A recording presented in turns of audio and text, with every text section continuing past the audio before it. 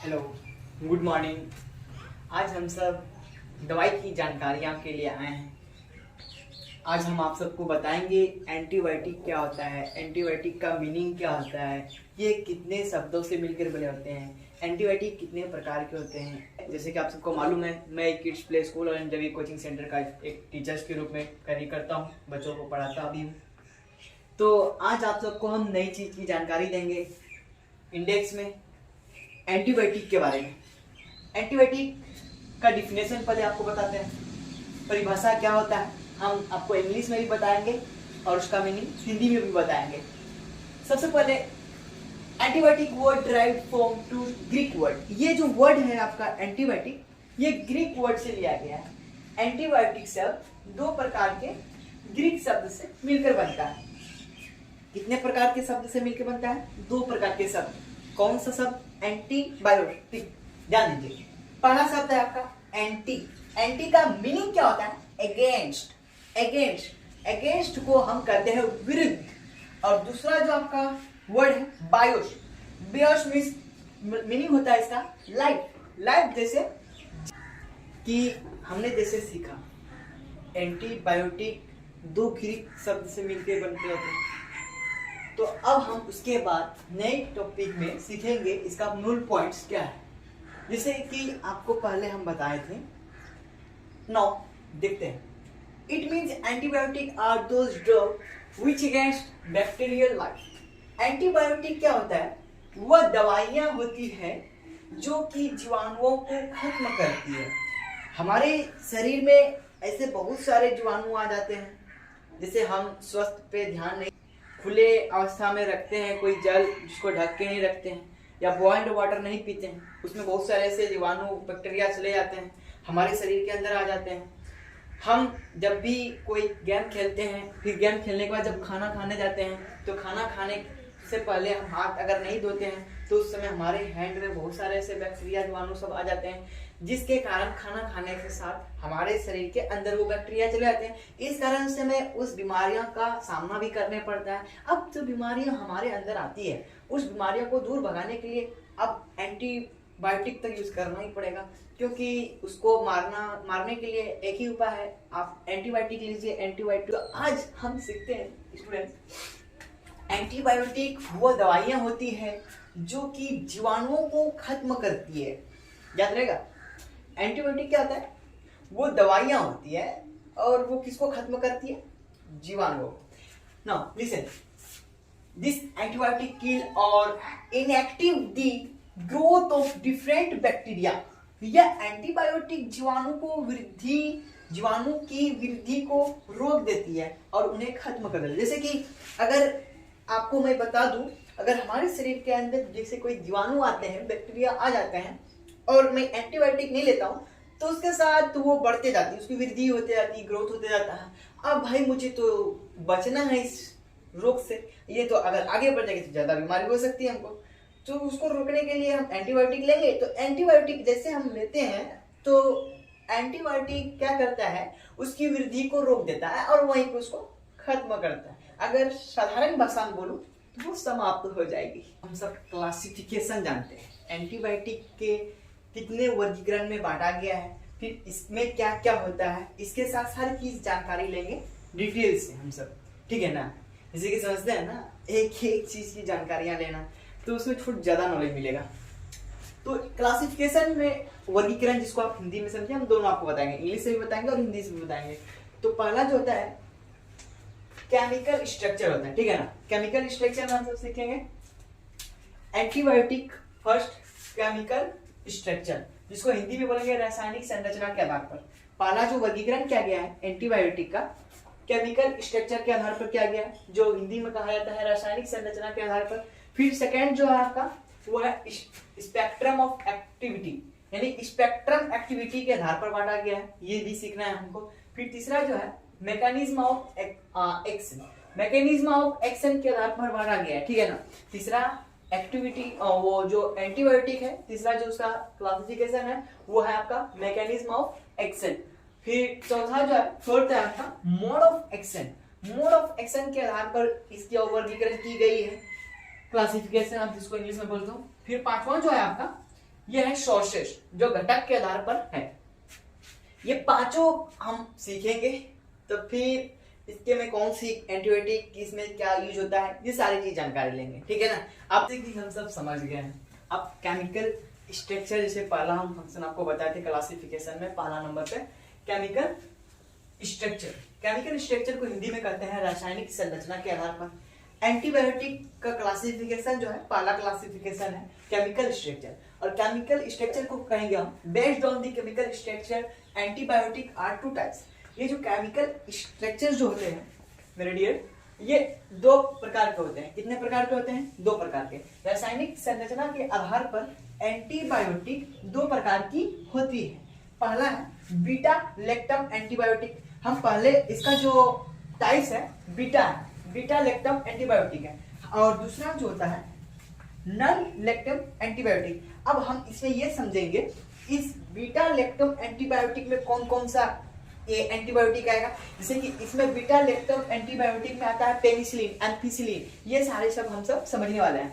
अब पेनिसिलिन में जैसे कि क्या होता है, कॉम्पोजिशन क्या होता है उसका, वो कौन सी बीमारी में यूज होता है, तो पेनिसिलिन के बारे में हम समझेंगे। और इस बीटा लैक्टम एंटीबायोटिक का यूज किस बीमारी में होती है, जैसे निमोनिया, आपको अभी सारे चीज की जानकारी दी जाएगी। तो ये सारी चीज हम सब अभी आपको बताया था। अब हम समझेंगे बीटा लैक्टम एंटीबायोटिक में इसका प्रकार में कौन सी क्या पाया जाता है, कौन सा एंटीबायोटिक इसमें पाया जाता है। जैसे बीटा लैक्टम एंटीबायोटिक में in this type of antibiotic present beta lactam ring. ये जो प्रकार की एंटीबायोटिक है ना, इस बीटा लैक्टम रिंग में पाई जाती है। इसमें रिंग जैसा पाया जाता है। आपको इसे बता रहा हूँ मैं, इसका एग्जाम्पल है, पहला नाम है इसका एग्जाम्पल पेनिसिलिन। पेनिसिलिन एंटीबायोटिक दवाई का नाम है, टेबलेट आती है। ये यूज होता है आपका बीटा लैक्टम एंटीबायोटिक का। अब ये किस में यूज होगा, कौन सी बीमारी में यूज होगा, वो सारी चीज के बारे में बात करेंगे अभी। फिर ये देखिए सेकंड में जो होता है एम्पिसिलिन। एम्पिसिलिन किसका रिलेटेड में है, बीटा लैक्टम एंटीबायोटिक में रिलेटेड है। ओके, अब हम सब समझेंगे ये है सिफेलोस्पोरिन। सिफेलोस्पोरिन भी किसके अंतर्गत आता है, ये भी बीटा लैक्टम एंटीबायोटिक के अंदर आता है। तो जैसे मैंने आपको बताया in this type of antibiotic present beta lactam ring. ये सारे प्रकार की जितने भी एंटीबायोटिक पाए जाते हैं ये सारे लैक्टम रिंग में पाई जाती है। लैक्टम रिंग क्या होता है वो अभी मैं बताऊंगा आपको। अब इसका एग्जांपल हम बता देते हैं। ये एग्जांपल है पेनिसिलिन आपका, फिर इसका एग्जांपल है एम्पिसिलिन है, फिर इसका एग्जांपल है आपका ये है सिफेलोस्पोरिन। ओके, अब हम बीमारियां के नाम जानेंगे। इसमें ये कौन सी बीमारी होती है जो ये यूज कर सकते हैं। हाँ, जैसे कि निमोनिया होता है, आपका गोनोरिया होता है, ये सारे चीज के बारे में जानेंगे। चलो, हमने जैसे आपको बीटा लैक्टम एंटीबायोटिक बताया, बीटा लैक्टम एंटीबायोटिक में हम सीखेंगे उसके अंतर्गत कौन सी बीटा लैक्टम एंटीबायोटिक में पेनिसिलिन जैसे आपको बताया था, पेनिसिलिन उसका एग्जाम्पल था, एम्पिसिलिन का एग्जाम्पल था। उनमें से हमको जो बीमारियां होती है किस बीमारी के यूज में कौन सा एंटीबायोटिक यूज करेंगे हम। तो देखिए जैसे आपका मेनिंजाइटिस, मेनिंजाइटिस जो है ये अगर आपको मेनिंजाइटिस हो जाती है बीमारी, तो आप बीटा लैक्टम एंटीबायोटिक में से कोई सा भी एंटीबायोटिक है वो एंटीबायोटिक का आप सेवन करें। कोशिश रहेगी कि आप अगर वही करते हैं तो तुरंत जल्द सही हो जाएगी, आपका बीमारी चली जाएगी। जैसे कि आपको निमोनिया हो जाता है, तो निमोनिया अगर आपको जैसे पता चला कि उसके लक्षण आपको आने लगे, जैसे आप जाएंगे चेक कराने ना, तो चलिए अब हम सब नॉन लैक्टम एंटीबायोटिक के बारे में जानकारी लेते हैं। आपको हम बता दिया नॉन लैक्टम, पहले बीटा लैक्टम एंटीबायोटिक के बारे में जानकारी दे दिए थे, कैसे में यूज होता है, कौन सी बीमारी में प्रयोग किया जाता है, उसमें से कौन कौन सा एंटीबायोटिक है। अब हम सीखेंगे नॉन लैक्टम एंटीबायोटिक। तो ध्यान दीजिए, थोड़ा सा समझने की कोशिश कीजिए ना। In type of antibiotic lactam ring is not present. इस प्रकार की एंटीबायोटिक में क्या होता है, लैक्टम रिंग प्रयोग नहीं किया जाता है या उसका उपस्थित रहता नहीं है, इसमें उपस्थित नहीं रहता है, राइट। अब इसका एग्जांपल जैसे है नॉन लैक्टम एंटीबायोटिक का जो एग्जांपल है आपका स्ट्रेप्टोमाइसिन है। इसमें से स्ट्रेप्टोमाइसिन क्या होता है, इनमें से कौन सा एंटीबायोटिक है, तो आपको मैं बता दूं ये स्ट्रेप्टोमाइसिन जो है ये आपका नॉन लैक्टम एंटीबायोटिक का है। और आपसे पहले इससे पहले मैं आपको ये बताया बीटा लैक्टम एंटीबायोटिक क्या होता है, इनमें से कौन सी दवाइयां आती हैं, कौन से टेबलेट है, ये सारे आपका दवाई के नाम है। अभी जो मैं बोल रहा हूँ आपको ये दवाई के नाम है। अब जैसे नियोमाइसिन, ये नियोमाइसिन क्या है, इसका कॉम्पोजिशन क्या होता है, ये कौन सी बीमारी में यूज किया जाता है, ये सारी चीज की जानकारी बाद में देंगे। अभी हम इससे पहले ये जान लीजिए ये सारी चीज आपके नॉन लेक्टम एंटीबायोटिक में आते हैं। फिर थर्ड में है आपका जिंटामाइसिन। जिंटामाइसिन ये क्या होता है ये, और उसके बाद ये आपका है फोर्थ नंबर में एमिकासिन। अमिकासिन क्या है, ये सारे चीज की जानकारी लेंगे और इसमें कौन सी बीमारी होती है ये भी। लेकिन आपको पहले ये समझना चाहिए कि ये नॉन लेक्टम एंटीबायोटिक में कौन कौन सी दवाइयां हैं और इसमें रिंग का प्रयोग होता है। इसमें रिंग उपस्थित नहीं रहती है, इसमें रिंग उपस्थित नहीं रहती है, लेक्टम रिंग उपस्थित नहीं रहती है। और इसका चारों आपको नाम बताया गया। अब इसमें समझेंगे इसमें कौन कौन सी बीमारी हो सकते हैं और कौन सी बीमारी होने के कारण इसका यूज करेंगे नॉन लेक्टम एंटीबायोटिक का। जैसे कि हमने आपको बताया स्ट्रेप्टोमाइसिन, नियोमाइसिन, ये सारे चीज आपके नॉन लेक्टम एंटीबायोटिक के थे। अब नॉन लेक्टम एंटीबायोटिक हम यूज किसमें करेंगे, तो इसका यूज किन सी बीमारी में की जाती है, तो ये पायोजेनेटिक इन्फेक्शन, अगर आपको पायोजेनेटिक संक्रमण हो जाता है तो आप नॉन लेक्टम एंटीबायोटिक में से जितने सारे आपको एंटीबायोटिक का नाम बताया, जैसे नियोमाइसिन हो गया, स्ट्रेप्टोमाइसिन हो गया, और भी बहुत सारे एग्जांपल में आपको बताएंगे, तो आप इसमें यूज कर सकते हैं। जैसे आपको लंग इन्फेक्शन है, फेफड़े का संक्रमण हो गया है, तो आप कौन सा एंटीबायोटिक का यूज करेंगे, नॉन लेक्टम एंटीबायोटिक का यूज करेंगे। और नॉन लेक्टम एंटीबायोटिक में कौन कौन सारे थे आपके एंटीबायोटिक, जैसे आपके स्ट्रेप्टोमाइसिन हो गए, आपके नियोमाइसिन हो गए, तो ये इस तरह।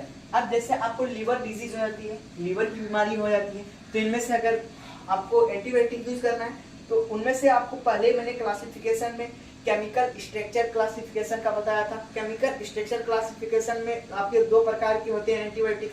पहला एंटीबायोटिक का बीटा लेक्टम एंटीबायोटिक बताया था, फिर दूसरा आपको एंटीबायोटिक मैंने नॉन लेक्टम एंटीबायोटिक बताया था।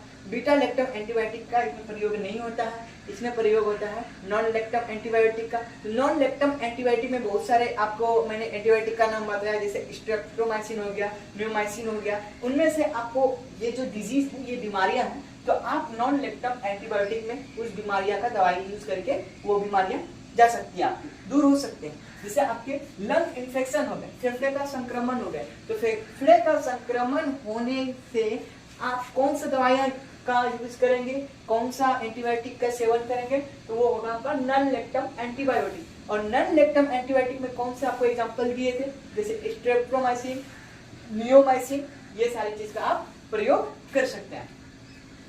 अब जैसे कि यहाँ है ट्यूबरक्लोसिस संक्रमण में आप भी इसका सेवन कर सकते हैं। फिर स्किन इन्फेक्शन, त्वचा का संक्रमण अगर आपको हो जाते हैं तो वो भी आप नॉन लेक्टम एंटीबायोटिक में इसका यूज कर सकते हैं लेकर के। फिर आता है एब्डोमिनल इन्फेक्शन, पेट में संक्रमण, अगर पेट में किसी से संक्रमण हो जाते हैं तो आप इसका यूज नॉन लेक्टम एंटीबायोटिक का कर सकते हैं। हाँ, तो आपके आज की टॉपिक पूरी कर दी गई है। हमने आपको पहला क्लासिफिकेशन बताया, पहला क्लासिफिकेशन में केमिकल स्ट्रक्चर के बारे में बताया, और ये केमिकल स्ट्रक्चर आज आपको सिर्फ केमिकल स्ट्रक्चर के बारे में बताई गई। केमिकल स्ट्रक्चर में फिर से हम रिवीजन करा देते हैं आपको। एंटीबायोटिक जो होते हैं ये दो ग्रीक वर्ड से मिलकर बने हैं। आपको एंटीज और बायोसिस, ये एंटीज का होता है अगेंस्ट, विरुद्ध, किसी के विरुद्ध, और बायोसिस का मतलब होता है लाइफ, जीवन। अब ध्यान देते हैं एंटीबायोटिक का क्या काम है। अगर आपके बॉडी या शरीर के अंदर कोई जीवाणु चले जाते हैं और किसी तरह, जैसे आपको मैंने बताया खाना खाने से पहले अगर आप हाथ धोने का सेवन नहीं करते हैं, हाथ नहीं धोते हैं, फिर वही आप भोजन आपके हाथ में रखते हैं और वो भोजन हाथ में लगने पर आप जब खाना खाएंगे, खाना खाने के साथ साथ आपके अंदर संक्रामक बीमारियां भी चले जाते हैं। बीमारी तो नहीं जाएगी, जीवाणु जाएगी और आपके बैक्टीरिया सब जा सकते हैं, फिर बीमारी हो सकती है। अब उस बीमारियां को रोकने के लिए या उस जीवाणु जो अंदर गए हैं उसको रोकने के लिए आप किसका सेवन करेंगे, एंटीबायोटिक का सेवन करेंगे। आपको मैंने ये भी बताया एंटीबायोटिक का काम क्या होता है, जो वहाँ हमारे शरीर के अंदर जीवाणु जाते हैं या बैक्टीरिया जाती है उसकी वृद्धि को रोकती है और उसको समाप्त करने की कोशिश करता है। कौन, एंटीबायोटिक। एंटीबायोटिक का क्लासिफिकेशन आपको बताया था। एंटीबायोटिक का पहला क्लासिफिकेशन मैंने आपको ये बताया था, केमिकल स्ट्रक्चर। केमिकल स्ट्रक्चर कितने प्रकार के होते हैं, तो ये दो प्रकार के होते हैं। एक होता है बीटा लेक्टम एंटीबायोटिक और दूसरा होता है non lactam antibiotic. Beta lactam antibiotic में क्या क्या हुआ था आपको ये भी बताया था। जैसे बीटा लेक्टम एंटीबायोटिक में आपको एम्पिसिलिन बताया था मैं। एम्पिसिलिन का काम किसमें होता है, वो सारी चीज़ हम जानकारी दे दिए थे आपको। अब फिर नॉन लेक्टम एंटीबायोटिक का बीमारी कौन इसके अंदर कौन सी बीमारी रहता है जो आप इसका सेवन करोगे तो ये सही होगा, जैसे liver disease, lung infection, tuberculosis. तो ठीक है, जैसे कि आपने ये जानकारी ली, और मैं बता दूं, मैं अपना परिचय फिर से दे देता हूँ। मेरा नाम जबी है। First of all I introduce my self, जबी।